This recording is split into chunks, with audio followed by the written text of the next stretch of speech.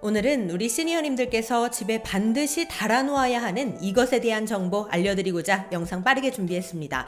돈 드는 거 아니냐고요? 절대 아닙니다. 무료로 집에 달아둘 수 있습니다. 물론 설치도 알아서 다 해드립니다. 우리 시니어님들은 영상 보시고 그냥 신청만 하시면 되는데요. 이건 살다가 혹시 모를 위급 상황, 급한 상황이 발생했을 때 우리 시니어님들을 누구보다도 빠르게 구해줄 수 있는 겁니다. 오늘 영상 끝까지 보시고 이건 집에 꼭 설치해 두시길 바랍니다. 혹시 자녀분들이 이 영상을 보고 계시다면 우리 부모님 댁에 꼭 설치해 주세요.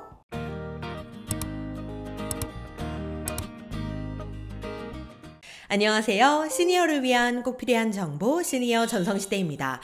우리 시니어님들 댁에는 혹시 내가 아파서 쓰러지거나 집에 위급한 상황이 생겼을 때 바로 나를 구해줄 수 있는 가족이 있으신가요? 그 가족이 항상 집에 상주에 계신가요? 아마 그런 분들은 많지 않으실 겁니다. 대부분 댁에 혼자 계시는 경우들이 많고 또 가족이 있더라도 일 때문에 집에 계속 머물 수 없는 분들이 많으십니다. 이럴 때 대부분 댁에 혼자 계시는 분들이 바로 우리 시니어님들이실 텐데요. 그리고 누군가 같이 있다고 해도 배우자분일 경우가 많으실 겁니다. 그럴 때 가장 걱정이 되는 게 내가 아프거나 쓰러지거나 집에 무슨 일이라도 생기면 누가 도와주지? 골든타임이라도 놓치면 어떡하나? 가끔 이런 생각이 드는 것도 사실입니다. 그런데 이제 걱정하실 필요가 없습니다. 집에 이것만 설치하면 집에 아무도 없더라도 나 혼자 있다가 위급 상황이 생기더라도 빠른 도움을 받으실 수 있습니다. 심지어 무료입니다. 그럼 어떤 서비스를 받을 수 있는 걸까요? 구체적인 사례들도 함께 살펴보면 이렇습니다. 울산의 70대 어르신은 심근경색 시술 후 집에 있다가 코피가 멈추지 않는 응급 상황이 발생했습니다. 이거 진짜 위험한 상황인데요. 그런데 집에 달아놓은 이것 덕분에 신속히 119의 도움을 받아 치료할 수 있었다고 합니다. 또한 전북 완주군의 80대 어르신은 외출해 있는 사이 집에 화재가 발생했습니다. 그런데 다행히도 집에 있던 이것이 자동으로 119에 신고를 해서 피해를 최소화했습니다. 또한 전북 정읍시에서는 80대 어르신이 저혈당 쇼크로 쓰러졌는데요. 다행히도 이것이 어르신의 활동이 없는 걸 인식해서 응급관리요원이 빠르게 출동해 보호자 확인 후 현관문을 개방해서 응급실로 이송해 생명을 구할 수 있었다고 합니다. 어떠신가요? 누구나 살다 보면 이런 위급 상황이 닥칠 수 있습니다. 그럴 때 집에 이것만 있다면 누구나 빠르게 도움을 받을 수 있는 건데요. 그런데 기존에는 이게 일부 어르신들께만 해당이 됐었는데 지난 7월 17일부터 대상자가 확대되었습니다. 즉 우리 시니어님들에게도 기회가 있으니 오늘 영상 끝까지 놓치지 마시고 잘 보신 후 바로 주민센터에 신청하시기 바랍니다. 그것은 바로 응급안전안심 서비스입니다. 집에 총 5가지의 장비가 설치되는데요. 우선 첫 번째, 응급호출기입니다. 화장실 또는 침실에 응급호출기를 설치해서 응급 상황 시 버튼을 누르거나 음성으로 간편하게 119에 신고할 수 있는 장비인데요. 중요한 것, 응급 상황 시에는 이 버튼을 직접 손으로 누르지 못하는 경우들도 있잖아요. 그래서 올해 7월부터는 손으로 버튼을 직접 누르지 않아도 살려줘를 외치면 곧바로 119에 신고하는 음성인식 기능이 탑재되었습니다. 그러니 꼭 신청하셔서 설치하시기 바랍니다. 자, 두 번째는 바로 활동량 감지기입니다. 감지기와 레이더 센서로 움직임과 심박수, 호흡 등을 측정해 쓰러지거나 의식을 잃은 경우 응급관리요원에 알려 안부를 확인하는 기능인데요. 특히 댁에 혼자 계시다가 의식을 잃고 쓰러지는 경우를 대비해 꼭 필요한 장비입니다. 그런데 이것도 기능이 더 업그레이드 됐는데요. 활동이 감지되지 않으면 안부 전화를 하는 인공지능 케어 서비스가 새로 생겼다고 합니다. 훨씬 더 빠르고 간편하게 확인할 수 있는 거죠. 자녀분들께서 보고 계시다면 꼭 우리 부모님 댁에 신청해 주시기 바랍니다. 자, 이어서 세 번째는 바로 화재 감지기입니다. 집에 화재 발생 시 화재 감지기가 감지를 해서 119에 곧바로 신고를 해주는 기능인데요. 신고까지 알아서 해주니까 더욱 안심이 됩니다.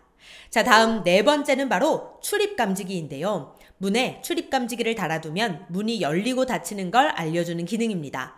출입 여부를 확인할 수 있는 기기라 외출을 하셨는지 또는 나갔다가 혹시 못 돌아오진 않으셨는지 이런 것들을 통해서 어르신의 안부를 확인할 수 있는 기능입니다.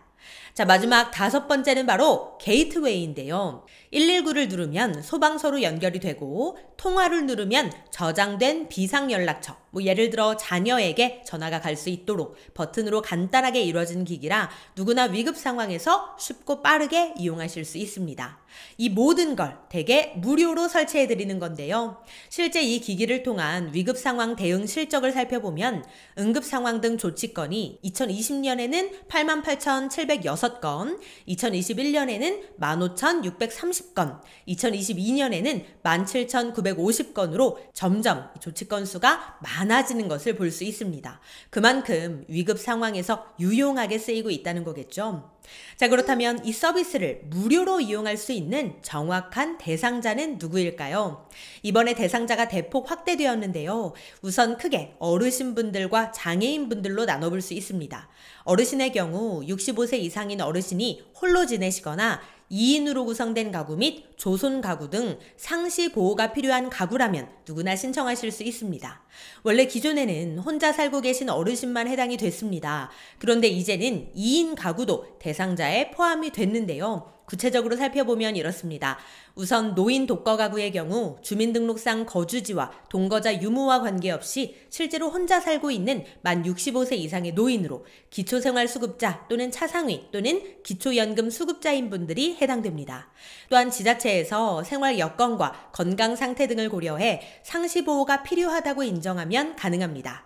노인 2인 가구의 경우 65세 이상 노인 2인으로 구성되며 기초생활수급자 또는 차상위 또는 기초연금수급자 가구 중 한 명이 질환을 앓고 있거나 거동이 불편한 경우 해당됩니다. 또는 모두 75세 이상인 분들이라면 조건 없이 가능합니다. 마지막 조손 가구의 경우 65세 이상 노인과 24세 이하 손자녀로만 구성된 가구가 해당되는데요.